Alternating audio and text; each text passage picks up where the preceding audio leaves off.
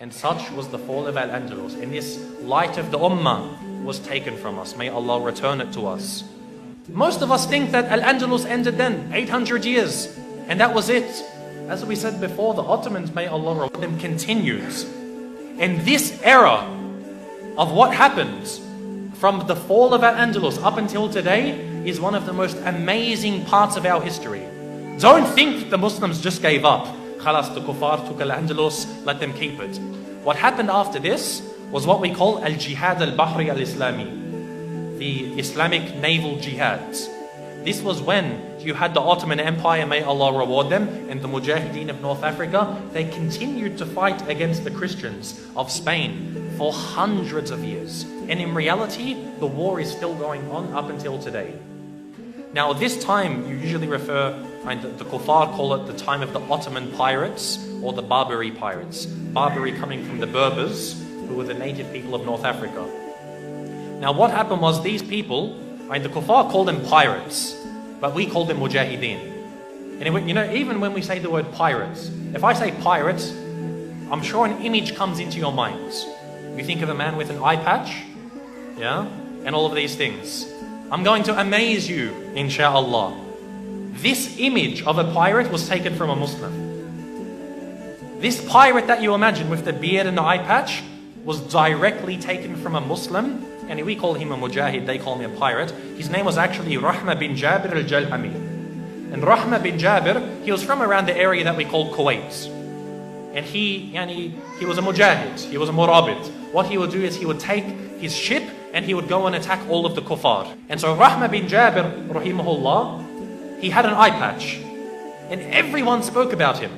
Even in England, up until recently, they used to talk about Rahma bin Jabir, this amazing pirate who would strike fear into everyone.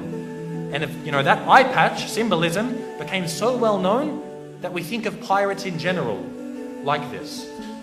So pirates as well, this image of the pirates is directly related to Islam, whether we recognize it or not. So what they did is they would attack the coasts of the southern Mediterranean. The Ottomans sent their navy. The Ottomans sent their navy to go protect them, along with the Mujahideen of North Africa. Now, around, as we said, the fall of Al-Andalus was in 1492. So around 1500, they began to prepare their navy. By 1518, they began to attack all of southern Europe. You'd find, for example, around this time, Khairuddin Pasha, who was one of the Ottoman generals, he attacked Italy. He attacked Italy because Italy, all of the south of Italy used to be Muslim.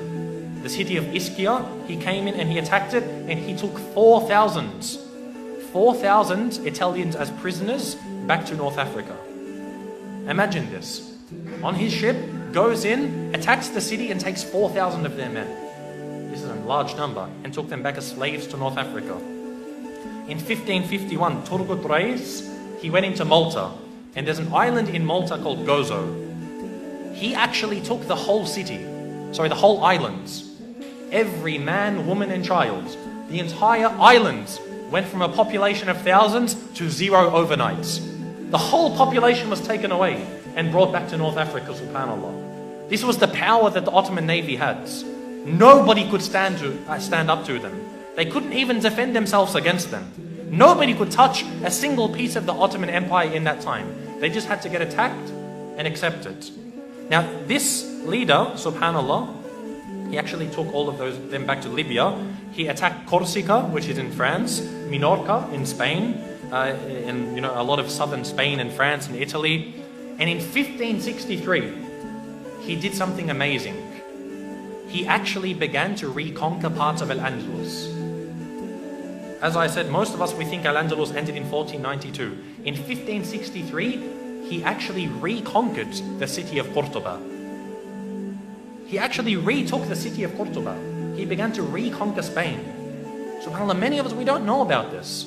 We've never even heard about how they began to try to retake Spain and why it's a duty upon us to take this.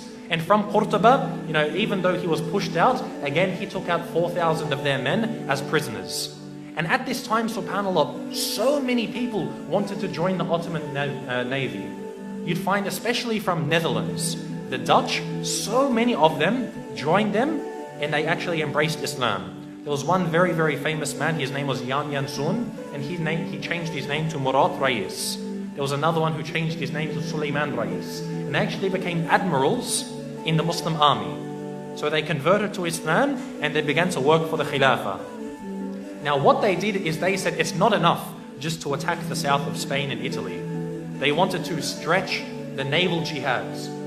So they actually took their troops all the way to Iceland. You know, when you look at a map of the world, Iceland is all the way in the middle of nowhere. Even Iceland was attacked by the Ottoman Empire. Again, this flies in the face of anyone who says the Muslims did nothing for Al-Andalus. The Ottoman Empire did nothing. Not only did they attack them, they even tried to conquer Iceland. Not even just Iceland, even Ireland, subhanAllah. I was amazed to hear that my mother's actually Irish background, she comes from a city called the city of Cork. C-O-R-K. And I always thought Cork in Ireland, you know, what does this place have to do with Muslims? Muslims probably never even laid foot in the city of Cork.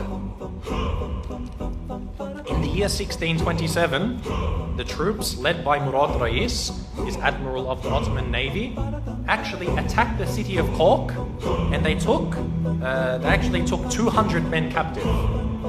Now one of them actually made it back, and he wrote all about this. Even the one from Iceland, one of them made it back and he wrote all about this, subhanAllah. When you actually read about this, it's amazing how they went to the Muslim lands. Most of the people embraced Islam. This is why in North Africa you have a massive population of people who are very, very light-skinned, because they come from as far as Iceland, Ireland. This is why you find Egyptians with red hair. You know, red hair and green eyes. They look more Irish than me, subhanAllah. But they speak like Egyptians. It's very strange. Even England, the Muslims conquered a part of England. England, you know, this global amazing empire. They actually controlled for about 2 months a large part of England.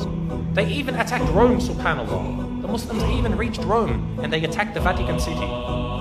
Many of us, we don't know about this. Now what happened at that time is around 1776, if anyone knows the significance of this date, the USA became independent. Now, USA used to be part of Britain. Now, the Muslims are already at war with Britain. However, what used to happen was the British would pay jizya to the Muslims. Almost all of these lands would pay jizya to the Muslim state. Now, as soon as the USA became independent, the first country to recognize American independence was Morocco. There's a reason for this. Morocco was the first country on the entry to the Mediterranean. So you want to get to the Mediterranean, where they had the majority of their, trade, the Americans, you first have to pass Morocco. So Morocco said, congratulations, Mabrouk, you're independent. We recognize your independence. Pay up, jizya, now. This is why they recognized them. And you know what the Americans did? 1/5 of the American economy was paid as jizya to the Muslims, as a humiliation, showing that they were inferior to the Muslims. When we were strong, we had the Americans on their knees. So what happened was, once the Americans missed a payment, they wanted to test the Muslims. So they missed a payment and they sent a ship in. So the Muslims of Al-Maghrib, as soon as they saw the ship, boom, blew it to pieces. So the Americans said, we better pay up.